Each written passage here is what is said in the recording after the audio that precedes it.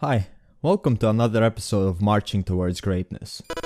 Okay, here's the deal. Today's gonna be a little bit more chill. I have a few videos that will just take me a little bit more than a day to make, so I'm going to take it a little bit easy today and just talk about a topic or experiences that I just want to get off my chest and, I want to tell stories. I'm going to talk a lot about kids and being a teacher, so if you find this boring or uncomfortable for some reason, I know some people just don't like hearing others talk about kids, feel free to not watch this one. I'm actually deliberately not going to put any music on this. Feel free to put up your own music. I recommend the Guts theme, or just play a video game or something. Listen to it like a podcast. I'm going to talk about what it's like being a teacher. And when I say a teacher, I don't mean a teacher in the school sense, like you're teaching kids or adults about a specific subject. I want to talk about how in the summer vacation, for 5 years in a row now, I do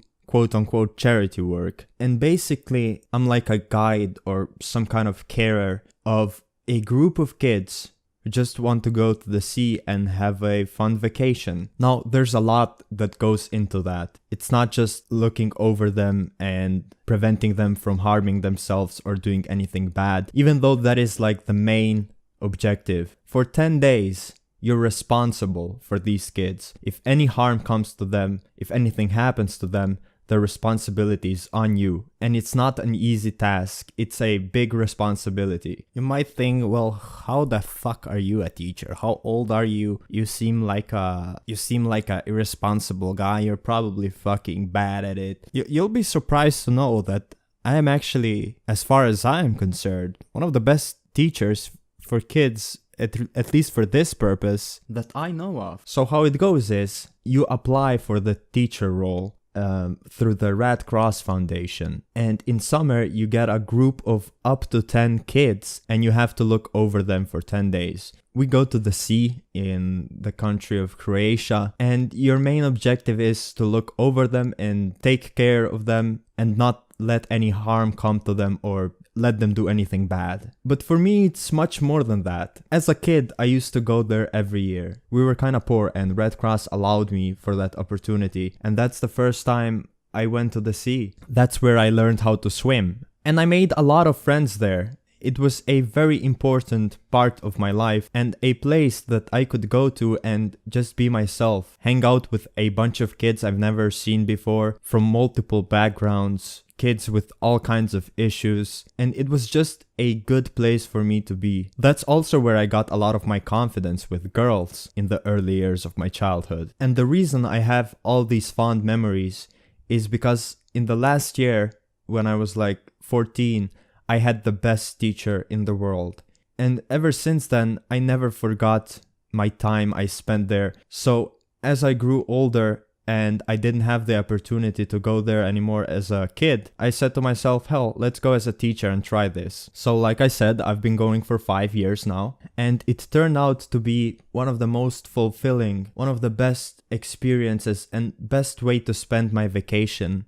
And honestly, I wouldn't trade any other vacation, even if you offered me like a really nice opportunity at the best beach in the world, nice hotel, I would have serious consideration to do, because even though those experiences are very nice and you have a lot of fun, I don't know if they're as fulfilling and just as meaningful. So right away at the bus station early morning, when parents bring their kids to you and entrust you with their lives for 10 days, it's very important to have a big dumb smile on your face and have a lot of confidence. When you shake the parents' hands, you have to have this aura about you that you're reliable. And with years, I really got that confidence that even when the parents entrust me with their kids, they somehow just instantly trust me and they know that their son is going to have a fun time there. And sometimes kids come with sad expressions and just this mentality that they're not going to have a fun time, because there are a lot of teachers there who just focus on keeping them safe, but they do not truly care about them. And that's why kids a lot of the time just don't have a great experience there. And I want to be that change. I want to be the teacher every time that when the kids leave home after 10 days, they do not regret a single hour spent with me or the group. It's a good feeling when they hug you at the end of those 10 days and just instantly want to go back because it was so damn fun. And believe it or not, your role as a teacher plays a big part of how much fun they're going to have. When me and the whole group hops on the bus, it's up to me to choose their seats so they sit close to each other, so I can see the whole group. And on the 4 to 5 hour drive to the destination, it's important to make the first contact and at least remember their names at the end of it. I notice a lot of teachers just sleep or talk to other teachers and don't really pay that much attention to the kids. I, on the other hand, don't worry too much about making friends with the other teachers, because making friends with other teachers, it's not a big issue. I can do it immediately when I get there, but rather seeing what my group is all about. What kind of personalities do I have in my group? What kind of kids are they? Have they been there before? Just try to make my first impression and sort of analyze how they're going to be there, so I can prepare in advance already how to deal with them accordingly. And these kids don't know each other. They know nothing about each other, and yes, they can make friends themselves, they can start talking, and they will. But I, as a teacher, am the thing that bonds them all together. I am what they all have in common. So if I start talking to them, and they talk to me, and there's a big group conversation going on, we will all instantly be closer together, and that's how kids start to talking to each other too. So even on the bus, I already have a mission of bonding these teenagers together. Oh yeah, by the way, the ages go from like 6 to 15 sometimes, depending on what kind of group you get. But I actually usually get older kids because they entrust me with my techniques and personality and ways of going about it. They've seen me work before, they know what I can do, and they know I can handle older teenagers. The last time I went there, for example, I had from ages from 12 to 16, 15, yes. And on the bus, I was already asking them, what do they like to do? Do they play video games? What kind of video games do they play? And I tell them that I'm even bigger nerd than they are. Even though I saved that for a little bit later, you'll see why. Okay, so we get to our dorms, our big, I'm gonna put in 10 quotations, hotels. Immediately they have some time to unpack their luggage, and that's where I immediately like to help them out. They came into this place completely lost, never been here, they don't know how to do, so right away it's up to me to make them feel more at home. And after we unpack and I help them, we sit in a big circle. I sit on my bed and they sit on the floor beneath my bed. And it's very important that I sit higher than everyone else. Not so that I can feel more important, but so they realize that they have to speak to me, that I am the authority here. And in a sense, we're not equal. Like it or not, they need a leader here. They cannot do whatever they want. And after I was nice to them on the bus and when we were unpacking them, I go to the full strict mode. Now I am the strictest teacher there. Believe me. That's where the kids realize, holy fuck, we do not mess with this guy. And for me, it's very important to establish that right away. That I can be a friend, but they also have to listen to me when I get serious. And I often catch them by surprise because up until now, they're all like really loose and friendly and not worry about anything, say anything. And right away, I tell them to shut the fuck up and listen to me when I'm talking. And when someone tries to say anything, I tell them that they have to raise their fucking hands when they talk to me. I didn't ask you a single thing. And when they laugh, I confront them. Why are you laughing? What's so funny? You want to tell this to everyone? You want to tell us what's so funny? And things like that, you know, the usual fucking strict teacher techniques. So I tell them all the rules and all the consequences of breaking the rules. A lot of teachers have these arbitrary punishments like doing push-ups or running 10 laps or whatever. I find that those are very ineffective with most kids. Sure, they hate doing it, but it's not a real consequence. So I tell them, that the consequences for not doing what they have to do, for not fulfilling their obligations, I deal with them accordingly. If they make my time worse, and if they break the rules there, which are there for a reason, those reasons being not harming themselves or each other, and for just basic discipline so we can go with the schedule. If they cannot fulfill these simple obligations and act like irresponsible kids, my punishments will be much worse than any other punishment given by other teachers, because I am smarter than them. I know what they are, who they are. I dealt with their kind before thousands of times. I've been there. I know why they say everything they say. I know all the excuses they can possibly make. I know what it's going through their head before they even say it, and I can read them. Therefore, I know their intentions, and also I know what they like. And my punishment is going to be taking their most valuable thing there. Be it, for example, some like to hang out with the girls a lot. Well, guess what, motherfucker? Your punishment is going to be that you can't hang out with girls. Oh, you like to buy food a lot? Well, okay, I'm not going to allow you. Well, some of you may be thinking, how is it fair to not allow kids to spend their own money? Well, for them to go to the store, they have to leave my site, and I am responsible for them. Therefore, I can do that. A lot of teenagers like their precious phones. No phone for you, buddy. But that's something I have to decide with each individual. And sometimes their actions can have consequences on the entire group, because it's also up to them to remind and hold each other up to standards, so they do not break all these rules that are in place there for a reason. I make it clear that it's all about trust. You trust me, I trust you, and we have to trust each other. So if someone sees his friend doing something bad, he's supposed to report to me, or tell him that he's not supposed to do that. Now, all these rules some of them are there in place that I don't even agree with. But, you know, I also have my higher ups, and I also have to obey the rules that others set for me. And one of the rules that others set for me is to enforce the rules for the kids. I want to say that sometimes I do break some rules, mostly because I disagree with them. I think they're stupid and they will not affect anything if I break them.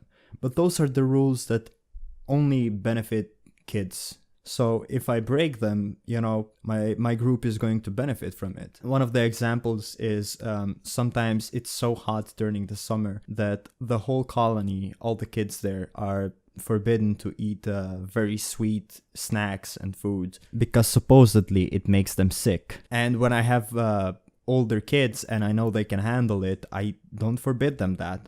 Although I do tell them to eat in secret, so all the higher ups don't see that and, you know, ask me why the fuck do I allow this. Also, one of the other rules is for healthy concerns, they cannot go to the slides. It's so fucking dumb. But, you know, I understand why it's there. Like, younger kids have the tendency to get hurt, and, you know, as teachers, we are very much responsible for them. And we have to prevent that. So that's why the rule is there in place. Kids cannot go to the slides. It's also a little bit further away from where we usually stay at our beach.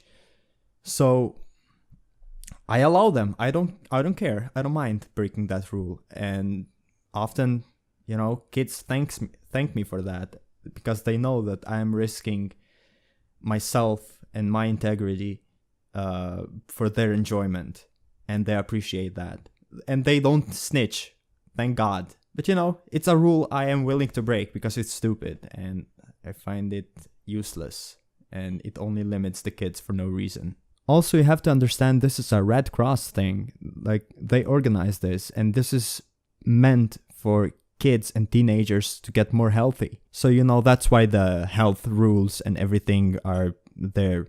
They cannot just have time and do whatever they want. They're there specifically to get more healthy. A lot of the time, their doctor recommends this to them. But one of the methods I use so that the kids don't have an incentive to break those rules is that I hold myself to the equal standards as them. So for example, if they cannot do something, I will not do it too. I can head dive in the water because I am responsible for myself and there are no consequences for me. They cannot do it because if they hurt themselves, the parents can sue me and I can get in a lot of trouble for that. But you know, I also don't head dive in the water just so they can take me as an example, just so they can see that I am willing to put myself in their shoes and obey the rules and it's fair for everybody. Because once again, I'm going back to the thing I said before. I am the main thing that bonds all these individuals together. When we get there, the biggest thing they have all in common is me, because I am their teacher and I have to put the energy and the work to be there for them 24 hours a day. And in my opinion, for them to have an incentive to obey these rules, I also have to obey them too. And then there are the other things, like the activities and all the things they have to participate. We as teachers don't need to do it. They have the options to go on the stage late at night and perform, be that dancing, singing, or anything. And of course, no one wants to do that. No one has the courage to step up unless they're really talented, which most of the time they're not. But if I, as a teacher, put myself out there and show that this can be fun and that you only need a little bit of courage and that we're in this together, I also encourage them to do it, to step on the stage and do their thing. God, all the fucking things I have done. I've acted like a fucking clown. One time I pretended to be a black belt kung fu master and taught them fake techniques. I also dressed like a woman. I done all the fucking embarrassing stuff. And it's not hard for me to do it because I'm doing it for them. And by me showing them that, you know, it's not all that bad, that it can be funny, then they also don't have that big of a problem doing it. Or it's easier for them. A lot of teachers just constantly leave their group to let them do whatever they want. And you know that in a lot of ways you give them freedom. The teacher is not there for them all the time, so they can do, you know, shit they wouldn't do otherwise. Just be more free. But in my opinion, as a teacher, if you put enough work into it, you can help them bond in the ways that they wouldn't if you left them alone. You can prevent conflict also. And the reason I think I make a great teacher is because I'm a big fucking nerd. And I have this privilege of looking semi-decent and having no trouble with socializing and, you know, talking to girls and all these things that come usually with being a nerd. While on the other hand, I surprise them by how many games I have played or how many anime I watched. They don't expect that in a million years. And especially why kids like that is because they get a feeling that you're entrusting them with this information that, you know, others don't know about me. Like I have this secret side of watching anime and playing video games all day, and everyone thinks I'm just this cool fuckboy normie guy. And I don't tell them that to brag or, you know, to draw any extra attention to myself. In all honesty, I couldn't care about their attention. I care about the attention of some hot babes I can fuck much more than fucking 14-year-old male teenagers. But the reason why I tell them all this is to make them more comfortable with what they like. I've met kids with all kind of social anxiety, and telling them those stories of how I don't let anime and video games and YouTube define my personality, they find courage and just some guidance in that. For example, last year, there was this kid. He was like 13 years old and he watched a lot of Keemstar and PewDiePie, and he was constantly talking in English to his friend, which is weird. And he was making all these references and everyone was saying how weird he is. He was being very loud. And I sat next to him and asked him, why does he do all those things? And he said, because that's how he is, you know, he just watches all this YouTube and he likes to talk about it. He thinks this is cool. And I asked him if it doesn't bother you that you don't have as many friends and that people avoid you for those reasons. And I saw in his eyes, man, he was not he was getting kind of sad. But he said, it doesn't bother me at all. So I told him about how I watch all the YouTubers he watches and know all their references, and I recognize them. And then I told him, what if I told you that I'm a bigger gamer than you are? Of course he didn't believe me. He laughed it off. You play video games? Who the fuck are you? And I said, no man, just say a video game and I will prove it to you that I know more about it than you do. And he started with, the fucking Call of Duty's, League of Legends.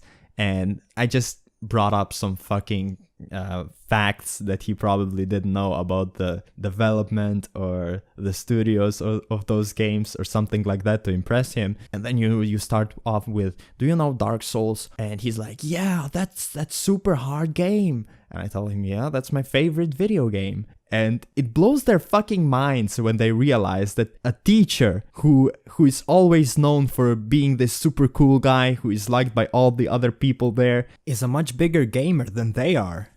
Yeah, I don't want to brag, but I'm kind of a big deal there. With the ladies, with the kids, with the other teachers, with all of them. I think it wouldn't be an understatement to say that I'm the most popular person there usually. And it doesn't mean that much to me, just the attention. I'm just glad that I have this persona because it's easier to reach people with that. People like to talk to popular people because, you're giving them attention. Someone who is popular is giving me attention? Ooh, that's cool. I'm saying that's how kids think. So, talking to this nerd and telling him all these stories, of course, brought some courage to him. And what do you know? In the next couple of days, he started doing that less and less and started sort of copying me, which I don't mind at all. Good for him. And he was starting to talk to ladies and he was having a fun time. Or, on the other hand, then, your group is asking you about a certain girl and how they can talk to them and giving them relationship advice and all that stuff, which I'm very good at. Especially because when I was their age, I used to have 3 girls on average in, one span of 10 days. So I know how these things work. I know how to get close to another girl and I give them advice and I tell them, just go to speak to her, blah, blah, blah. And it usually works and, they thank me for it. And I'm making it seem like I'm enjoying the attention, which, I cannot deny. It's not bad. But it really is not that important to me. It's important to me that they're happy. I weaponize the popularity for the forces of good. And then on the other hand, there are the fucking big issues I have to deal with. There are confrontations with me all the time. Some 14-year-old, 15-year-old kids have a big ego, man, and they think they can speak to the teacher, especially because their teacher is a fucking pussy and doesn't say anything back, is not strict to them. So yeah, there are all kinds of confrontations because you also have to realize this. There is my group, the main group, which I have to look over, but there are 300 kids there. And even though you're close to your group all the time, all the other groups are there with you constantly. So, so some 15-year-old punks think they're the boss and they can say anything they want. So I have to confront them. It's not something I enjoy doing, but you have to do what you have to do. One of my main objectives there is to lower the ego of people who have too much of it and raise the ego of kids who don't have enough of it. To make the unconfident kids be confident in what they do and what they like, and make all the fucking egomaniacs realize that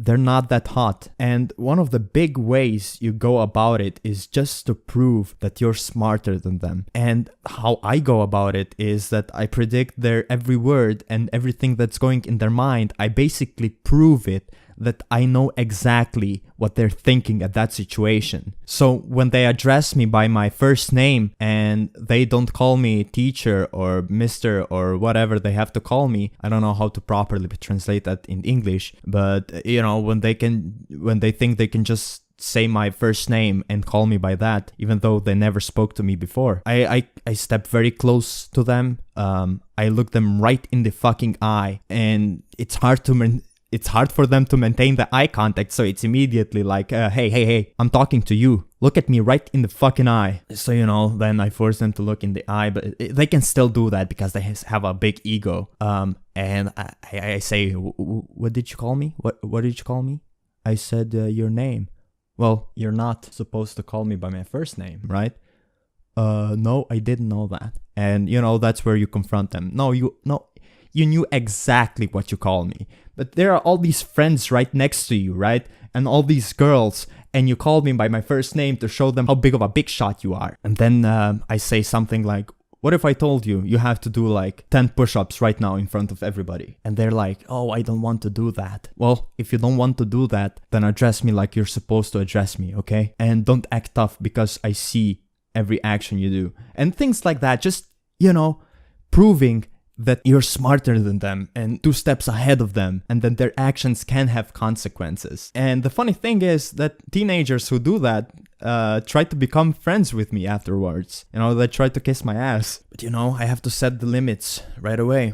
And you know how some kids are very dismissive of everything you say, and you can see in their eyes that they're not listening. But you have to bring all these things up front. It's like, okay, you're not listening, so what do I say? Why are you not listening? I can see you're not listening. You do this with every person who says anything to you. You pretend to be listening and say yes, yes, and yes, but you don't actually pay any attention to what I'm saying. And when you bring that up, he's like, holy fuck, okay, this guy can see what I'm doing. I better not do that. And they have millions of different techniques, like crying in front of you and just being super rude. And you have to address everything accordingly. You have to have a different attitude towards every problem. If a guy is being super aggressive with you, it's obvious that he's going to go all out. So you have to be like, okay, this guy is just looking for a fight. And even though he's aware of all his consequences, he just doesn't care. So what is the right approach here? Okay, start being nice to him and make him realize that, the way he's talking doesn't make me feel great. And he immediately calms down. He's like, oh okay, what I'm doing is not very nice, obviously. And he apologizes. I'm talking out of experience. These things happen all the time. And there are millions of examples like this. And the reason why kids like to listen to me is because I am not like all the other teachers. And I don't want to throw shade on all the other ones. I respect what they do, but I honestly think I am the best, and I have the results to prove it, and I prove it every year after year for 5 years now. It's just that my methods are the best because I understand people, I understand kids, and I don't act like a teacher to them. I act like a bigger person who knows what's up. Also the girls. The girls are the fucking worst. The teenage girls, these are the worst people there. And not in a bad way, just it's harder to deal with them. And teenage girls have often young female teachers. So in a lot of ways, the teacher is not much more grown up than they are. And they don't know how to deal with a lot of situations. They backpedal a lot. They let them speak to them like they're just friends. And that's not a bad way if you have a good dynamic, but letting your group speak to you as if you're equal to them, they don't have a lot of respect for you when you tell them to do something. And they're going to resist, always be late, never fulfill their obligations, never obey the rules. Being a teacher, it's very much about riding the line between someone who has a lot of authority and being their friend, and making them realize when I am playing which role. When we're sitting at the beach and just talking, I'm being a friend. But when I stand up and I say with confidence and more of a louder tone, okay, it's time to pack up, everybody, let's go. They know that, okay, I'm being serious right now. They have to do this. So establishing that line is one of the most important things you have to do. Oh yeah, I was going to say about the girls. Like, girls get in fights. It's unbelievable, man. Girls fight, I would say, honestly, more than the guys. It's about there, it's not less, is what I'm saying. And when girls fight, it's different than the guys, because the guys you can just pull apart. The girls hold grudges, man. It's the moment you look away, they're gonna look for a fight again. They're fucking aggressive sometimes. And what the fucking moronic teachers always do, it fucking bothers me so much, is that they scream at them, "You're not supposed to do that! Don't do that! Don't fight other girls!"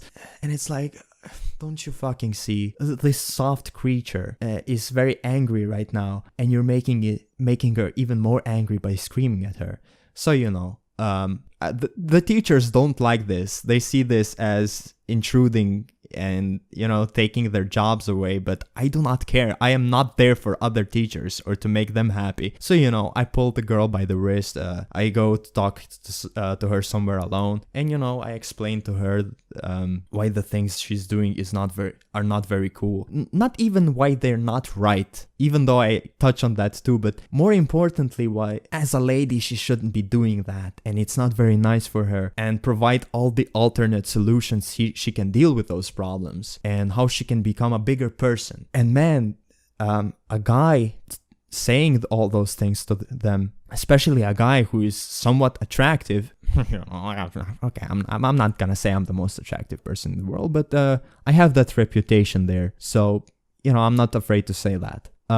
Means a lot to them, means a lot. Usually they fucking broke up in tears and apologized constantly. And honestly, you can just see how much they took away from that conversation instead of just screaming at them and immediately bring up all the consequences she's going to have to endure. And the same is with guys, just a little bit of a different approach. One of the most worrisome things is also when the girls, younger teenager girls, find me attractive and, you know, they try to get closer to me. Sometimes they intentionally sit right next to me to the point that we have contact. Or, you know, when I want to grab coffee with a colleague, they try to come with us. Or one of the most disturbing ones is when they say to come visit them at night. Now, there have been cases of pedophilia there. And it's one of the things I'm not really worried about at all, because I'm not attracted to 14-year-old girls. I have better things. I have better females there, the other teachers, because, oh my God, some of the teachers there, holy shit. I don't know why, like, really hot women go there, but they do. 20-something, fucking, I could say, like, they look like models.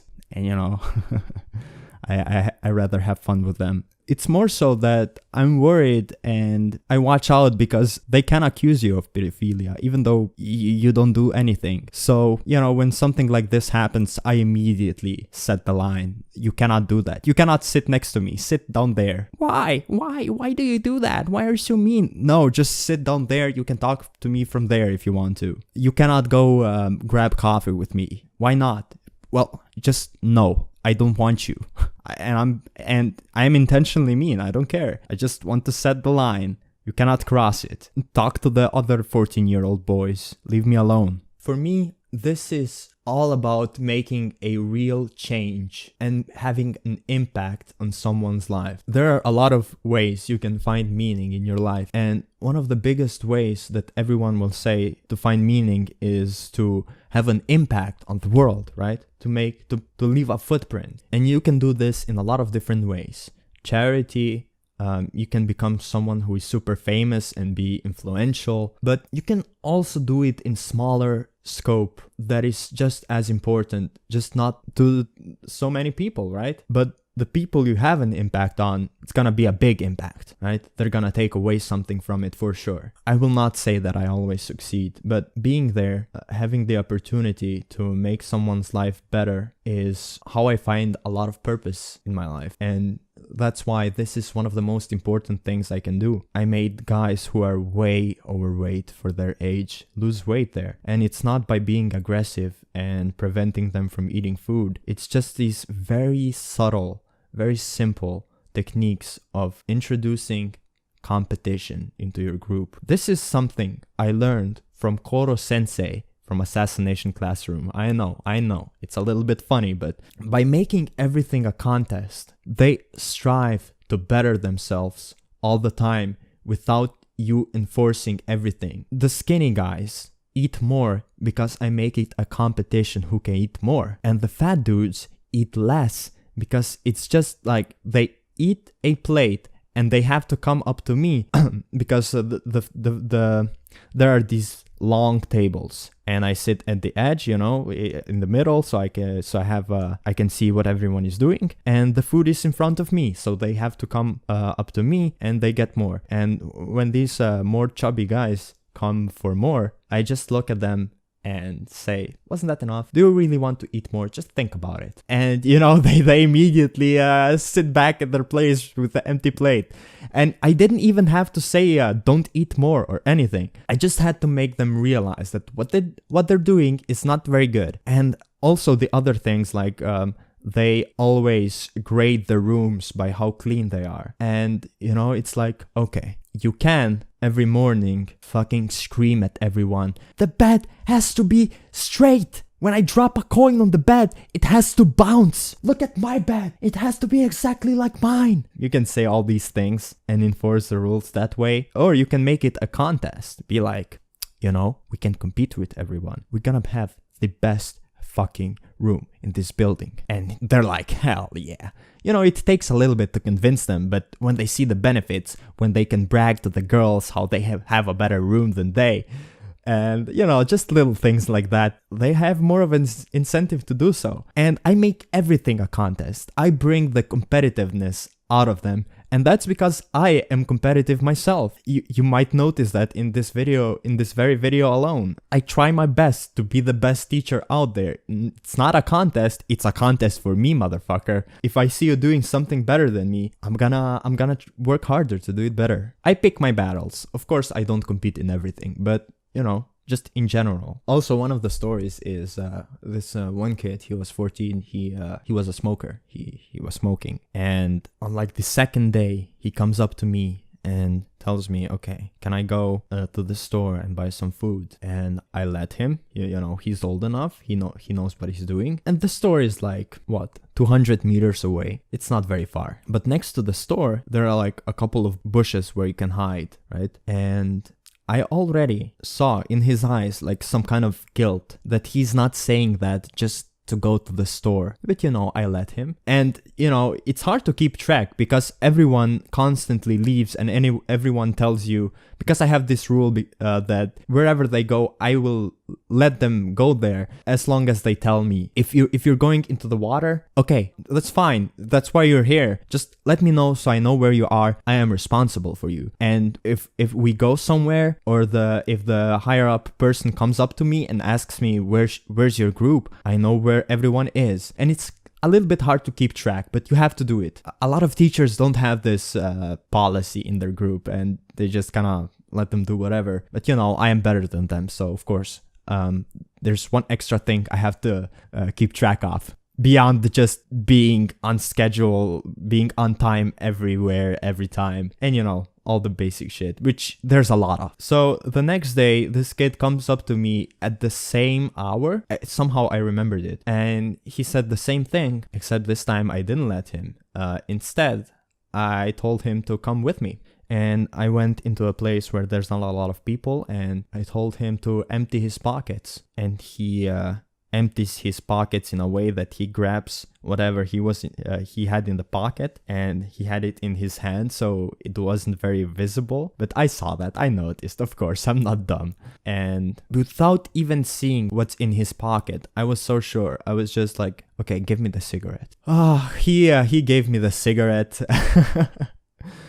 And I went to his backpack and said to him, okay, now give me the whole pack in a way that no one sees this. He gave me the whole pack, and, you know, I looked at him in the eye and asked him, how do you think I knew you were going to smoke? He said, I don't know. I have no idea. And I simply told him, look, man, I know what you're doing. I am smarter than you. I already told you the first day, don't try to do anything because I fucking know you. I've been there. I've been your age. I've done all of the things you've done multiple times, million times. I know all the tricks, so don't fucking do that again. Otherwise, I'm going to report you and you're going to go home, because that's an offense that they will send you home. So I didn't tell anyone. And, you know, of course, being a cigarette addict, I know that he had to smoke, but every time he went, I know what he was doing. But, you know, I let him here and there, even though I called him out on his actions here and there too. Look, I'm not looking to be a fucking devil there, and as a smoking addict myself, I know what it feels like. So, you know, you can smoke a cigarette a day, not more than that though. I know even if you're a bad smoking addict, you can 1 cigarette, 2 cigarettes a day, it's okay. You know, you you can last with that. With younger kids, it's a different game because they have a lot of more issues and they need a lot of more guidance. But all the same principles apply. You just have to be the center of the group all the time. You're the thing that bonds them. You have to be with them constantly to prevent the issues, to just be there for them personally. They often need a lot more help from you. Like I mentioned in the beginning, all these kids come from different backgrounds. Some are dirt poor, some have been bullied, some, have traumas. And one of the things that I notice a lot with young kids is hyperactivity. They're hyperactive. And at the beginning, before we even go here, at the bus, the parents give me their pills for hyperactivity so they calm down. And they say, you have to give this to him once or twice a day or whatever. I never give them anything. This may be irresponsible, it may be bad, I do not care. From my experience, there are better ways of dealing with hyperactive kids than just shoving them pills. Because I know what's the issue. I see the issue. I know what's happening here. The parents don't give them a lot of attention. And, when they don't receive attention for a while, they start freaking out and doing all these stupid things. And all you have to do is just be there for them. Just talk to them. Just not let them freak out and make them aware of their actions. One of the things that I found works the best is rewarding them for everything good they do because they crave that attention. And rewarding them because if someone makes their bed well, you're not gonna be, yeah, good job, that was awesome. Right? It's just a thing that is expected. But of these people, more hyperactive ones, you have to constantly compliment them on everything good they do. And what happens is, this is very fascinating to me. And it's surprising that I discovered this. All the teachers don't know this. Okay, maybe some do, but most of the teachers don't know this. And what happens is, they turn their hyperactivity into the good. So they constantly start doing good things and look for that reward. Right? And they assume this leadership role in the group because that gets them attention, and it's not bad attention. I don't shove them with pills like their parents do. I don't scream at them. It's the good attention, right? It's the positive energy. And it's really fascinating to me how I can turn their supposed illness for which they have to take pills into something so positive. It's the best feeling in the world for me. Going home after 10 days and knowing that I have changed someone's mind, someone's outlook, or just their lives in general. Some people lose weight. Some people start treating their parents differently. Some start making their beds after each morning, or at least for a while. I'm not saying these changes last forever, but the potential for them having a life-changing experience is there, and I am so happy that I was able to do that. Again, that is how I find purpose. And I think what I'm doing is very meaningful. And, if I can't be a real life superhero, I think this is the closest I can get to it. Beyond being a fucking firefighter or a good police officer or anything like that. This is my way of being a superhero, okay? And here's one last thing I need to say. When you go to the meetings where they prepare you for your teaching jobs and all the things you have to do there, when they teach you how to be a teacher, right? One of the things they say always is, don't go there for yourself. You have to go there for the kids. And it's something, it really boggled my mind for a while because I think I'm going for myself, but the kids are my main focus, right? So what is happening here? And I see a lot of other teachers who go there for themselves and, don't care about the kids. And the kids hate it there. So I thought to myself, okay, I think it's a completely selfish thing for me to go there. But I find value and I find happiness in making other people happy. It's valuable to me for others to find value in me. It makes me feel good when the kids have a good time. So yes, I am going there for myself, but what that means is that I have a mission to make these kids happy. Because saying that you have to go there for the kids implies some kind of self-sacrifice and altruism, and I don't believe in that. I think that's bad, that's awful. You shouldn't sacrifice themselves for the better of other people. I don't believe in that, honestly. I believe in rational egoism. You know, we go to the fucking objectivism again, but here we go. I believe that through being selfish and pursuing your values also makes other people better. You know? I know. This is the complete fucking philosophy. I would have to go into it. It makes sense. Trust me. I'm not making sense right now, but it makes sense. Anyway, so, okay, I can go about this for hours and just speak about all the techniques and all the fucking things I have to do there. But I think I touched on a little bit of everything. I know most people haven't made it to this part because they probably found this boring, but it's something I really wanted to talk about, and I think it's cool. I like talking about this. You can clearly see that this is like a big passion of mine. And you know, if I don't end up releasing many videos in the summer break, you know why. I am not at home. I am being at the best place in the universe, having the best time, growing as a person, and, you know, also changing kids' lives. So hopefully the next year they come again. And a lot of the times, the funny thing is, when they apply to go the next year, the kids, they ask for me specifically, and that's like the best feeling in the world. It's really fulfilling, like I said, and, you know, I love doing this. This might be a bit boring for you, but hey, look man, I'm making a better video and it's taking me more than a day. Plus, I really wanted to talk about this, so I was going to do it regardless. I hope you enjoyed it. I hope you find some fucking useful information in here. I hope you just had a fun time listening to me. And what else is there to say? Nothing. See you tomorrow on Marching Towards Greatness. Bye. You might think, well, how the fuck are you a teacher? How old are you? You seem like a irresponsible guy. You're probably fucking bad at it. You'll be surprised to know that I am actually, as far as I am concerned, one of the best teachers for kids, at least for this purpose, that I know of.